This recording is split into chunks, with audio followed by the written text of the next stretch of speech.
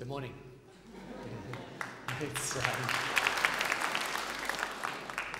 It's a great honor and a pleasure to be back here in Ukraine. I'd like to begin by thanking Victor and the Victor Pinchuk Foundation.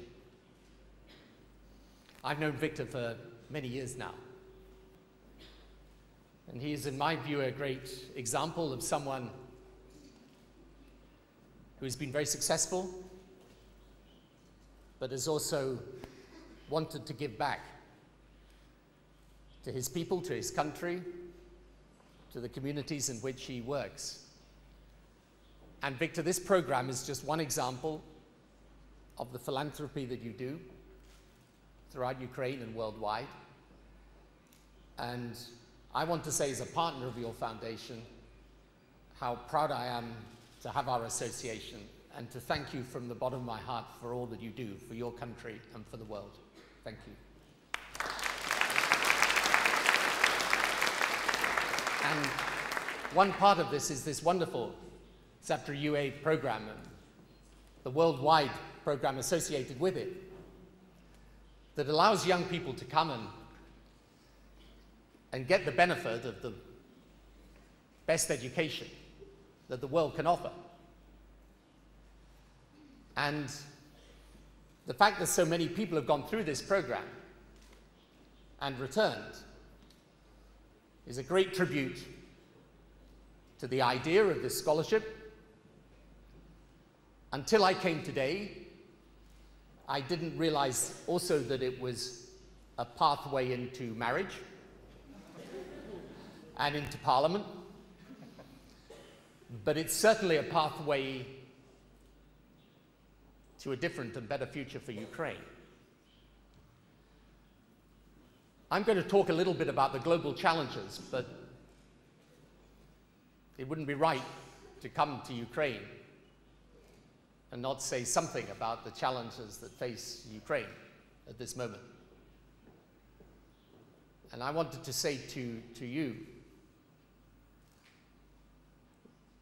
that I believe the vast majority of people in the European Union, and by the European Union I include Britain.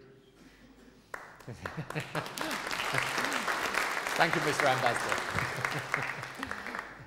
The vast majority of people in the European Union want to see a Ukraine that is free to be independent, free to be sovereign, free to be united, and free to decide its own destiny. And we should be with you and alongside you in that struggle. So I offer you today our greetings, our solidarity, and our determination that the spirit that is represented by the young people here today should be the spirit that is allowed to govern Ukraine's future. Ukraine has its own challenges, as you know, right at this moment. But it's also part of a world that is fast changing. The single biggest characteristic of the world today is the pace of change. This change is in technology that's transforming everything about the way the world works, the way it thinks, the way it lives, the way it interacts. And this technology and the revolution to which it gives rise, this revolution will only increase in the years to come. So that is one big change that is happening. Another big change is in geopolitics. 2 weeks ago, I was in China.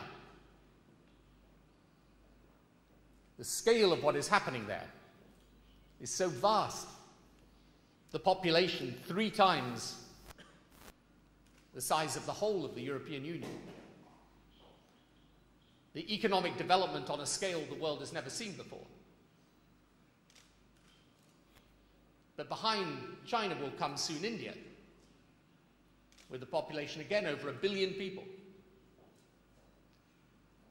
And then we have many different countries in the world whose populations far exceed that of any European country. And this geopolitics will create great opportunities, but it will also create tension. There has never been a time in history when the geopolitical poles of power have shifted to such a degree without there being conflict. So we want to see the 21st century absorb this geopolitical change without conflict. But it will require work and effort. And thirdly, we have, as I see very clearly from the work I do today, I spend a significant part of every month in the Middle East. But outside of the Middle East, there is the same issues of extremism based on a narrow view of religion that wants to impose its view of the world on everyone else, even those within the religion of Islam who take a different view. So these challenges are in many ways very new. Our young colleague here is going to go to Oxford University to study and to work hard.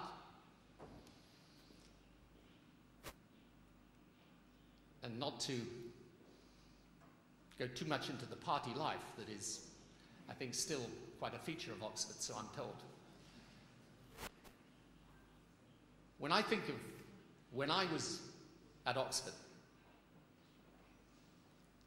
the world was very simple then. We had no technology to speak of. Okay. When I say to my young son today, who's 15 years old, you know, when I was growing up, there were no mobile phones? He says, no, come on, Dad, you're kidding. Right? No, I understand you may not have had an iPad, but you had to have a mobile phone. I said, no, there was none of this technology.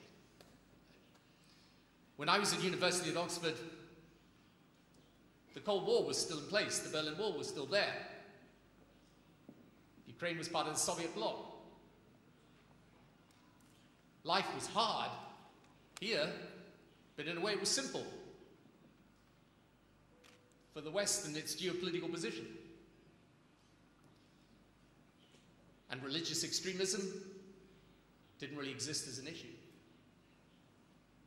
So you fast forward from my time at Oxford to your time, the world is very, very different and changing. And the question for every country, every company, every community, every citizen, is how do you cope with that change? And I want to suggest briefly 3 things that are necessary. The first is that in a world that changes, you have to change or you'll be left behind. So there is, of course, in Ukraine the security problem, but there's also the reform problem. You have the legacy of old systems that were inefficient and wrong and often corrupt. You have to reform and change those systems. And reform is hard. In Europe today, within the single currency, we face the great challenge of reform. But frankly, America has its challenges of reform. China has to reform. In India today, the whole issue is, can the new Prime Minister reform? But that reform process doesn't just apply to government, it also applies to people. We have to change our own mindset. So the future of Ukraine will not just be decided by what governments do, but by what people do, and what the young people do particularly. So in a world of change, we have to change. It's the first lesson. The second lesson is that in a world of changing geopolitics, we have to create the alliances that allow us to cope with that geopolitical change. that allow us not to be frightened by it or threatened by it, but allow us to operate within that change with dignity, with peace, with prosperity. So today, the reason for the European Union is not the reason of my father's generation. My father's generation grew up in the aftermath of the Second World War.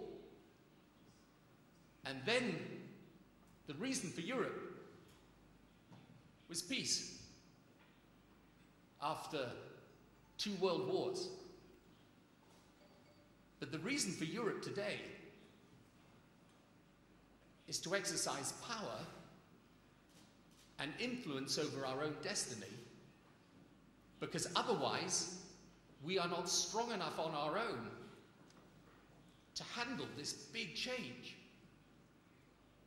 So when I was in Beijing 2 weeks ago, Americans and Chinese were saying our relationship, America and China, is going to be the most important thing for the 21st century. And in many ways that's true. But for us in Europe, in that changing world, if we want to exercise power and influence and be able to decide our own future, we have to be strong enough together to do that. And this is the reason for Europe today. And this is the reason why I support Ukraine being part of Europe today. For us in Europe, and here I include this country, we have to have the intelligence and the wisdom and the vision and the leadership to build a Europe that is united and strong, so that as this world changes, we are able to withstand not just aggression, but also the facts of geopolitical power. We need to be able to partner America where we wish to partner America.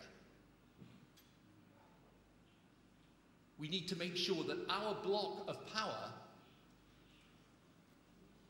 can play its part in shaping the 21st century, rather than simply being shaped by it. So alliances today are more important than ever before for countries like yours, like mine, like Germany or Sweden. And the third thing is that the purpose of this power is not just to fight for interests, but to fight for values. When I think of my children and the world in which they are growing up, and I see all this change happening, I want the values that were given to me by my father's generation to be passed on to them, and passed on in such a way that those values are the dominant values of the 21st century. And what are those values? They're about freedom and democracy. They're about a government beneath the people and not on top of them. They're about the ability to create systems where if people work hard by their own merit, they can do well. They're about a situation where your ability and not corruption decides how well you do in a society and in a country. And the key to all of that is in the education of our young people to these values and to what I call the open mind. When I look at the world today, I see two threats. The extremism that I've described, and a narrow form of nationalism that can so easily come to aggression. And the world I want to see is one in which people are proud of their country, but proud also of its ability to work with others proud to be part of an international system with rules and with order, and proud of the fact that across the frontiers of different faiths and cultures and races and nations, people live together, learn from each other, work with each other in a spirit of tolerance and respect. And the great thing that you will find from this education in the world today is your ability to get connected to those who come from different backgrounds and different countries. And all of us, you know, we all grow up and live with our own experience and our own background and our own family and our own community. But what is exciting, but also challenging about the world today is the ability to get connected with those that are different. Those that can offer you new insights. Those that can educate you not just about the way your country is changing, but about the way the world is changing and how you take your place in it. So, right now, with all the challenges that Ukraine faces, challenges of security and aggression and reform, the reason I wanted to come here today is to say to you that the world is watching what is happening here.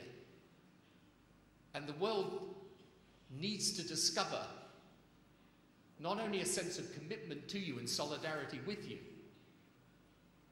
but a sense of hope about you.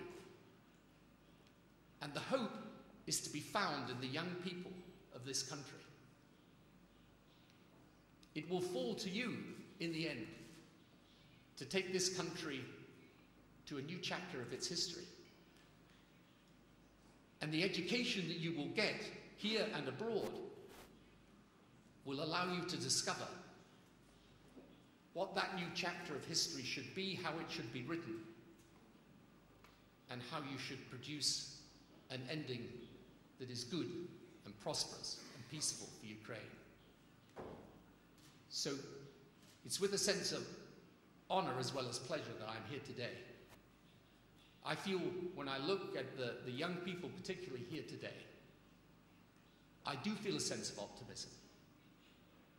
Because I know, as you've shown already, what you are capable of, and however tough it is right now for your country, realize you have many, many friends the world over who wish you well, who will be with you, who will stay with you, and who will help you.